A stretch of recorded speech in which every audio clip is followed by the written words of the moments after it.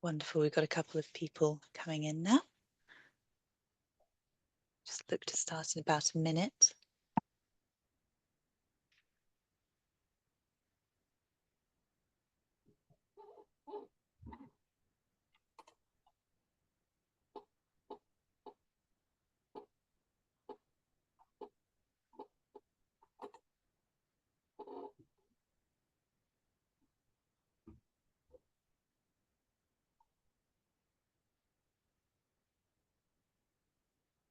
Okay, I think everyone's joined. Those that can join in a little bit can join us.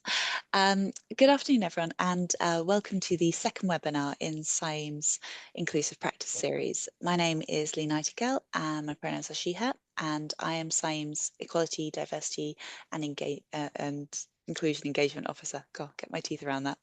Today, we're joined by Andy Harrison of Groundwork and James Webb of the Cotswolds National Landscape. Groundwork is a national charity mobilising action on poverty and the environment, and Andy will be telling us more about Groundwork's Inclusive Recruitment Guide. This guide has been developed with learning from across the nature sector, and I cannot wait to dive into this webinar. So if you have any questions as we go, please pop them into the chat function and I'll gather them together and ask them to our two speakers at the end of the session. And with that, I will hand over to you, Andy. Thanks, Lee. Thanks, everyone. Thanks for the invitation. So just a quick bit of introduction. So yeah, I'm our head of delivery and learning at Groundwork Coaching. I'm responsible for developing kind of national and strategic delivery programs. And I guess a lot of my time at Groundwork has been spent looking at employment support programs. So that's kind of partly where our in is on this program and our insights come from. I'm not an HR specialist, so I'm caveating everything that follows with that. And this isn't just about Groundwork's experience. This is about experiences from this program that we've been running across the nature sector. So that's important, I think. But I'm just going to start with whistling through a little bit of context to the actual recruitment, inclusive recruitment stuff, which I think is relevant. So Liz already introduced us, so that's great. I won't dwell on who we are, but we're a national charity, and the sort of intersection between prosperity and the environment and people's prospects is something we've been looking at for about 40 years. So we're working with communities to help them sort of develop their local place and support prosperous people. And in that mission, we're very interested in green careers. We can grapple with the language that people use around environmental careers, but these are the reasons why it's important to us. Something about people. So we think that working in the nature sector or the environmental sector is a great opportunity for people. It's inspiring. There's good careers to be had, and a lot of us really enjoy and are passionate about the sector. There's an issue around workforce, which some of you I'm sure will understand. So we need more people coming into the sector. There's something in this about the economy, so job creation and redistribution. So environmental jobs pop up and will pop up in places where there's potentially been an underinvestment, or different locations where people can gain employment, gain opportunity. And we're interested in equity. So as we become a more sustainable society, how do we make sure that everyone benefits in the same way? So I'll talk a little bit about New to Nature, which is the program that underpins this. The reason for New to Nature, first of all, was it wasn't our idea. It was the National Lottery Heritage Fund's idea, which we kind of worked with them to develop our proposal. But this is the context kind of alluded to in the previous slide. So we need more people in these jobs, in environmental jobs and nature-based jobs. New to Nature is young person focused, which but hopefully some of the learning is a bit more broader than that. So there's an issue of ageing workforce and young people facing disadvantage in the labour market. There's an issue of perceptions of environmental careers, which I'm sure we'll come on to, but the sector not always seen as a sector of choice and or an accessible place. And the sector lacks diversity. So that is all well evidenced. We don't need to debate any of that. So this was about encouraging new and diverse talent into the sector, creating great opportunities for people, and hoping to sort of help the sector push forward in its drive to be more inclusive. So this is the slide I have to show with all the logos on it. So this is the heritage funded, lottery funded program. as I said, and we delivered it in partnership with these fantastic organisations, Disability Rights UK, Mission Diverse, Prince's Trust Youth Environmental Service. So Groundwork led a partnership, but it was a group of organisations working together. And it looked like this. So it was mainly around paid work placements in environmental and nature-based organisations. This isn't all of them. We had 80 plus placement host organisations. James will represent some of the experiences there in a moment. 95 work placements, and these were our priority groups. So if this resonates with your plans and your EDI objectives, people from ethnically diverse backgrounds, people with a disability, and people with low incomes or from low income households, all groups known to be underrepresented in the nature sector. So that was the focus. And just to give you an idea, in terms of the nuts and bolts of it all, so the main bit we'll focus on here is this kind of middle pillar, but there were sort of 3 core aspects to the programme. So one was about identifying high quality opportunities for participants. So how do we find jobs that are genuinely, first of all, entry level? So that again is something that is contextual to everything that follows. So this was about people's first step into the sector, and we worked quite hard at making sure that that's what this was about. So we stripped away quite a lot of stuff that may come with more typical recruitment practices, but also there was, a quality of the offer, quality of opportunity, skills development, and commitment within the organisations. There's an in-work support bit, which is about making sure that people that went into these jobs progressed and learned and developed their careers. But the central part we're talking about here is about recruitment. So it was a kind of a process that was partly centralised. So there was a bit in the middle that Groundwork UK supported with, which is about creating some process around jobs packs and application processes and creating guidance and frameworks around shortlisting and interviews and this kind of stuff. And then that was kind of married with effort from the local organisations about pushing forward the actual recruitment, making decisions and actually carrying out all those tasks. So we'll talk a little bit more about how that played out. This is kind of how this is the results that it delivered. So 86% of people recruited to this programme were from one of our priority groups. And this is how that broke down. A lot of, obviously, participants do the maths, hit multiple kind of priority groups for us. And a very high proportion with a disability. And this is how those with a disability broke down. So there were some patterns here around mental health, learning difficulties, and neurodiversity, which we may come back to if we have a chance. And yeah, I won't dwell too much on this, but we think this is a good programme to deliver good outcomes for participants and for organisations. So here's just a few things that we've learned about the experiences of people coming into these roles. Transformational in terms of hopefully both their appetite for working in the nature sector, their job prospects, and lots of other things around their well-being and their sort of general life prospects, which is all good. And perhaps equally as important to this audience here about change in the sector. So lots of appetite for doing more of this kind of stuff, but also organisations that have gone through these processes, perhaps in a sort of slightly protected environment with some funding attached, are looking to make sort of longer term or wider changes to their practices to kind of help with that EDI mission.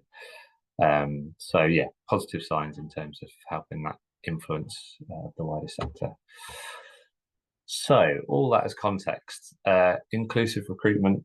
So we didn't set out with the intention of creating something like this. This wasn't part of the deal. This was just, we did set out to say that we would feed the learning back from New to Nature we would share it and to those that we felt could find it useful. And so after the first phase of the programme, where we were reaching out to diverse applicants, there was a lot of interesting learning coming back from it. Particularly, we created a lot of this through sessions that we did with employers. So we called them communities of practice. We brought people together and we kind of tried to harvest as much feedback around the good and the bad as we could. And we've pulled this together into a document which is freely accessible on our website and the Heritage Fund's website. And there's a link if you haven't already got it, which we can get out to you. So yeah, this is based on those 80 or so organisations' experiences. The crux of it was how to attract a more diverse range of candidates, and hopefully also, thus diversifying the pool of people that's working in your organisation. A few caveats, just that it is within this control program, and part of the question here and part of our next challenge, I think, is how some of this is embedded more widely into organisational practice. So I suspect you'll hear some of this and go, well, that might not quite be relevant to the way we work, and that's fine. But obviously this was a number of steps delivered together to deliver change. I think the feedback has been that this was resource intensive, and we kind of recognise that that is the case, but probably that in order to change something in terms of the people entering the sector, we need to work quite hard at it. I've already mentioned it's entry-level roles, and yeah, this is all intended as sort of general advice, not legal or HR perspective. This is kind of the learning from it. I think it comes up anyway, but one of the things that we grappled quite early with was this idea of positive action. So how we can level the playing field for people from underrepresented groups, and some concern, I think, in the early stages about the risk of that playing out as positive discrimination. So, you can't run a recruitment process that says only these people with these characteristics can apply or be successful. But you can make lots of efforts to encourage applicants from underrepresented groups. There's an element of confidence, which I think we were probably able to create in a sort of a community of organisations working through this together, which I think informs some of this thinking. And just to say from the outset that I think probably the results that we achieved were because there was lots of incremental small changes. So it's not about doing one of these things, it's probably about doing some of these things in combination makes a difference. But anyway, without further ado, I'll sort of jump into it. So here's the steps. It was convenient to organise it into 10 steps, so that's what we did. So first of all, as you'd expect, there's partly about not doing this in isolation. So if you just run the recruitment process, it may not work. You have to have some underpinnings. So that's about organisational commitment to equality, diversity, and inclusion, and it's also about walking the talk when you do have people come through your door. So we had a couple of experiences where we ran this process, but the experience of the trainee going into that organisation wasn't what they expected in terms of an inclusive environment. So having that kind of wider commitment is important. And again, that sort of understanding that point about positive action and being committed to that and having some confidence around deploying that at every stage of the process. Then there's something about understanding starting points. This is about data. It depends on how big or small your organisation is. That might be really easy. You might see your 10 colleagues across the office, or you might have 200 staff, and therefore understanding where your starting point is in terms of staff demographics, where your issues are, where you might want to target, whether that be racial diversity, whether that be disability, whatever characteristics you're looking at, it's useful to know kind of where your gaps are, where your challenges are. We would say this because this is what the programme was about, but the value of entry-level positions, I think, I won't steal James's thunder, but I think one of his experiences will be that the person that they found through this process was really high caliber, high quality, and that's what we found. That stripping away some of the prerequisites around experience didn't reduce the quality of the individual that you're coming into your organisation. So there's an organisational benefit to thinking about how we might change how we set jobs, how we create them, is kind of an underpinning principle to all this. So not just creating training opportunities, but considering how you fill skills needs by having entry-level roles that you can work with people to support those, support them to develop. Job packs. So an important part of this, so we did quite a lot of work around the pack that went out to potential applicants. We tried to strip out any jargon, so we saw everything that came into the programme. We wanted them all to demonstrate commitments as well as, talk a little bit about the job itself, selling the organisation. That's obviously the first point of contact that an applicant will see about your organisation, so we felt that was important. Direct language and representative imagery. So again, one of the things that I think some organisations needed to be challenged a little bit about was this thing about being explicit in your intention to attract applicants from underrepresented groups, and how that is a perfectly legitimate and reasonable thing to do. So not to be shy about that, to be really clear and direct that that's something that you want to do. And obviously yeah, it seems like a small point, but the images that you use, what does that mean to people that are looking at it? Do they see people that they can relate to in those images that you use on your website or in your jobs pack or whatever you're sending out to people, directing people to? This might be one of those things that's easier deployed on this kind of program, but we decided on application form rather than CVs. CVs obviously very experience driven and qualification driven, and that wasn't really the point of this program. So we stripped it right back to something that was more focused on motivations and interests. Created some shortlisting challenges, but that was important for us to kind of say that you can come into this sector, this organisation, this role. We will support you to learn. We want you to be someone that's interested and passionate about what we're doing.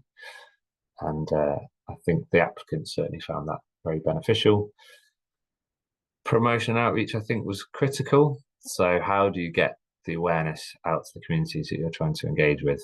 And whilst we did some of that work centrally, so we did some work on sort of social media strategy and messaging and all that kind of stuff, I think the real benefit here came from local partnerships and reaching out to your local community. So, just those organisations thinking about where they drop their messages, and also potentially downplaying some of the more mainstream job boards and things, which will attract, it's a bit like an echo chamber. You're talking to the same people. So where don't you advertise as well as where you do, if you're intent on bringing some different applicants to the table? Shortlisting, clearly objectivity is really important, but setting the criteria, I think, was something that we tried hard to be clear about. So is a high level qualification relevant to your job role? Is a degree in English literature going to help you go and be a rivers officer? It probably isn't. So why are we biased towards that in our shortlisting? Obviously about diverse panels where we can do that, that's understood already. And we actually encourage people not to strip out demographic information in shortlisting, which is kind of one of the principles that people generally think we should do. But we said that you can't use the tiebreaker principle or guaranteed interview principles, which is part of positive action, if you don't know who you're dealing with. So actually you might need to know who's got a disability in order to be able to take that on board. So it's about using that information in the right way. Interviews, again, I think one of the things that people took away. So we wanted people to be really clear what they should expect from the interview process. This was all devolved to the employers, so they undertook the interviews, but the guidance was that it would be much better for the applicant if you could put them at ease, help them understand what they're going to expect from that, think about the format of the interview, perhaps tell them the sort of topics that they could prepare for, particularly around people that are neurodivergent and may not respond sort of well to a sort of typical traditional interview setting.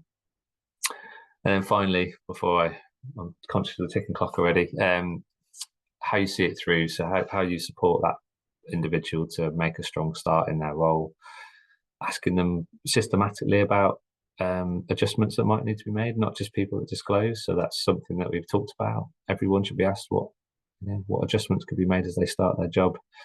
And then, making sure that we see through our commitments, fulfill promises, all that kind of good stuff.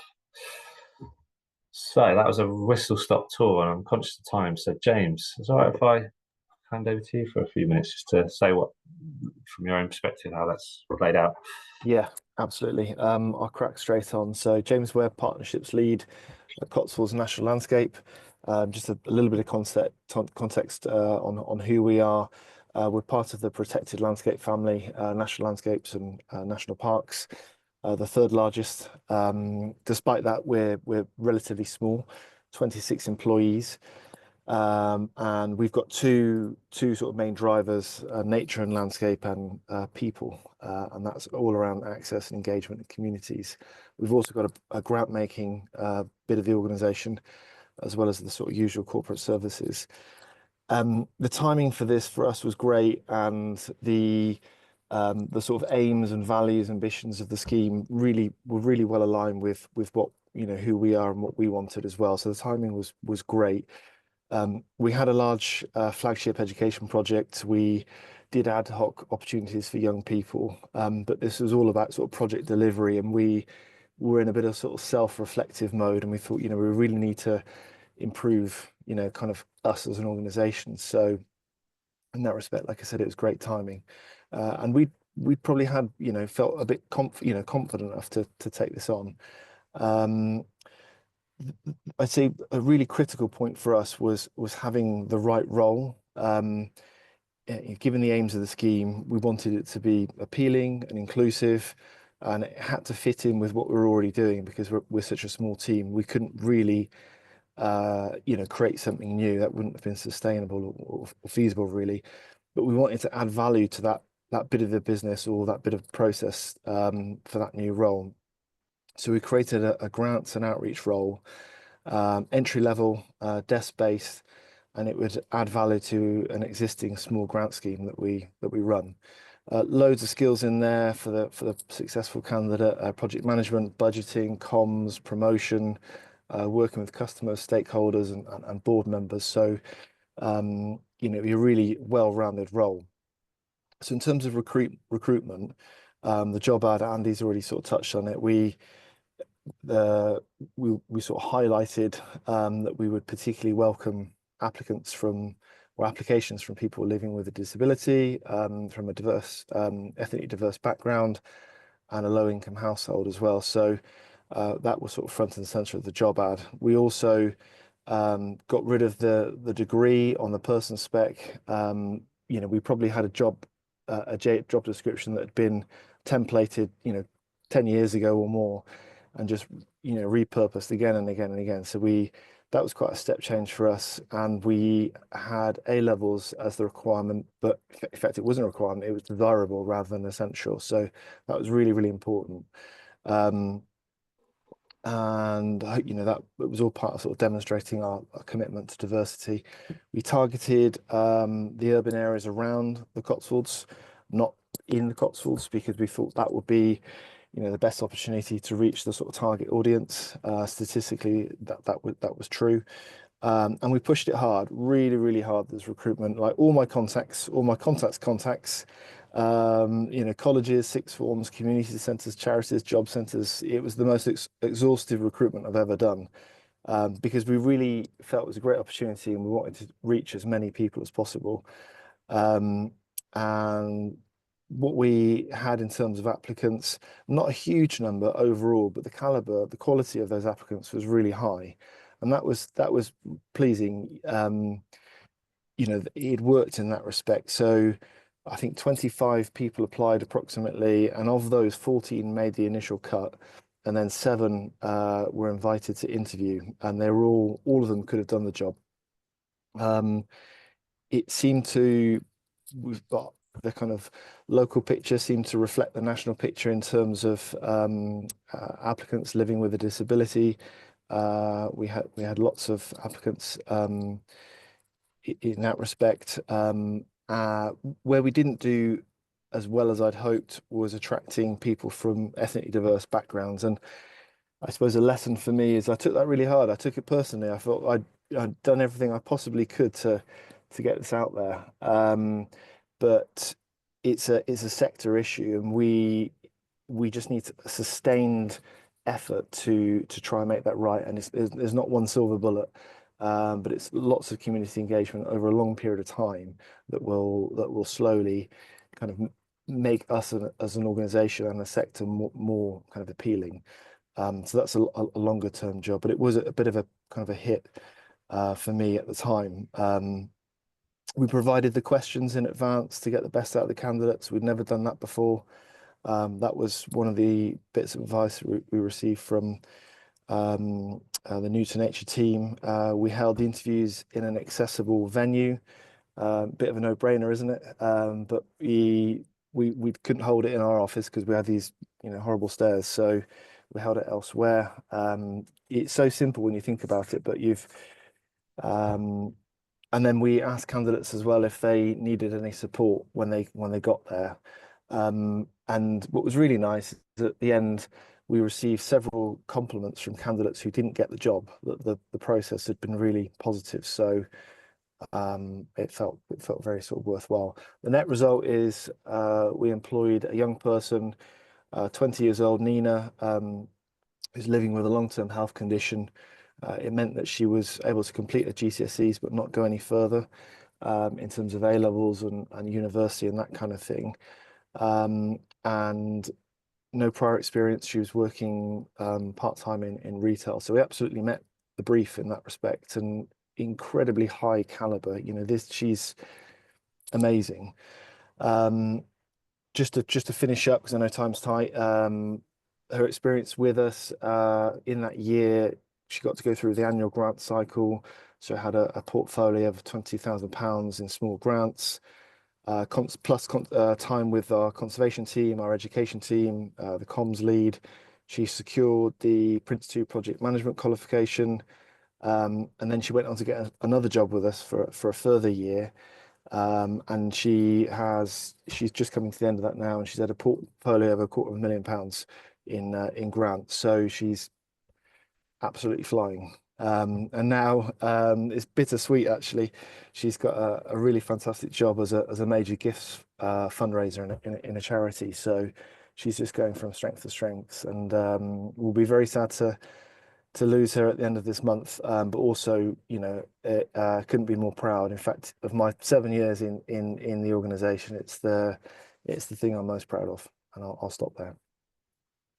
Thanks very much, James. Great to hear.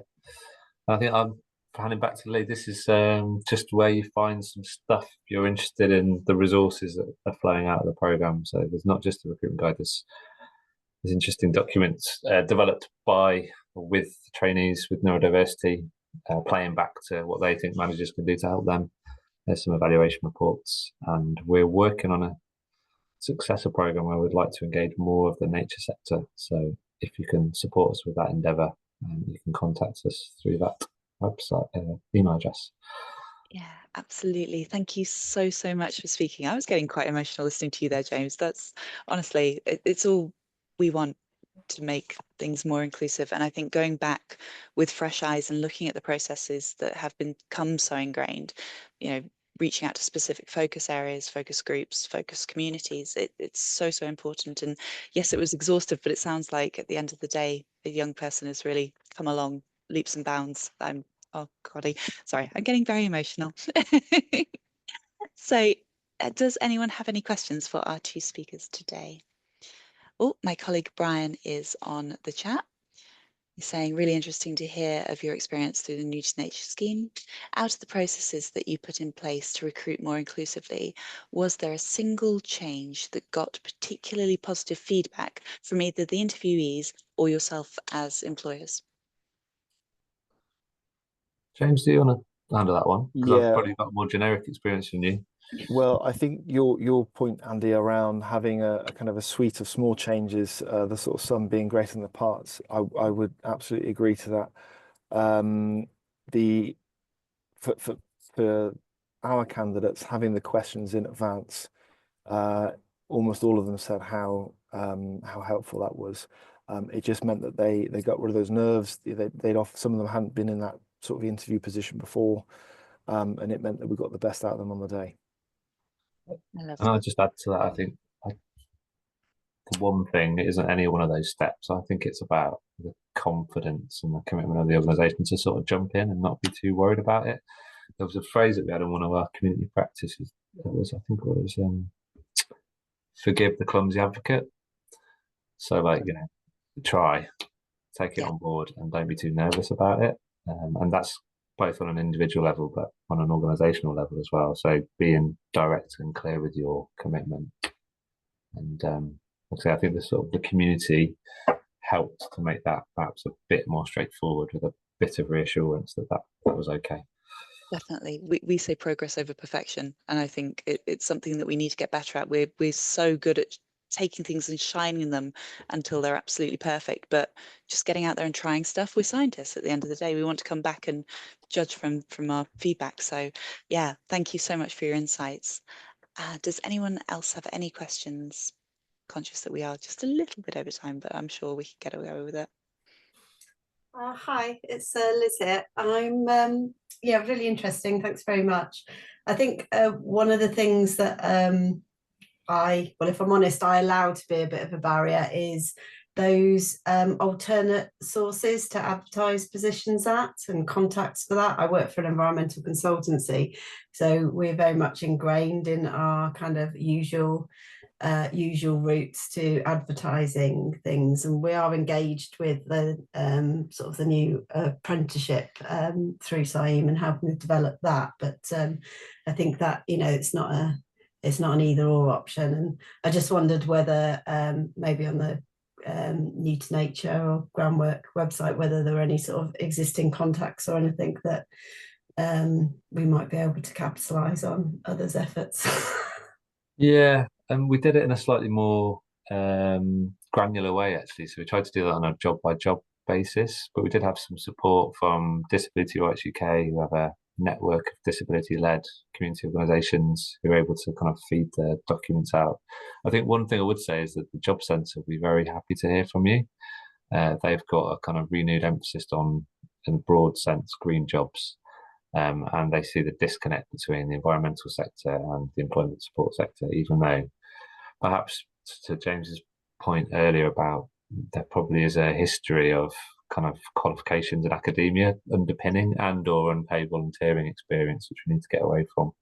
But the job centres, and I know the experience can be different wherever you are in the country, and that's because they're all led by districts, so you have to connect with your local one. But from a kind of central perspective, DWP were sort of scrambling for entry-level opportunities into green jobs. So I think they would welcome your contact, which obviously brings in a total different demographic to, not always, of course, but we don't see much connection between employment support programs and the environmental sector. So that's probably a quick win that's universal to everybody. Brilliant. Thank you very much. That's brilliant. Thank you so much. I am going to call it to a close just because we are a little bit over time, but I want to thank you so much for joining us today, and thank you for your insights and the advice that we can put into the sector through this guidance.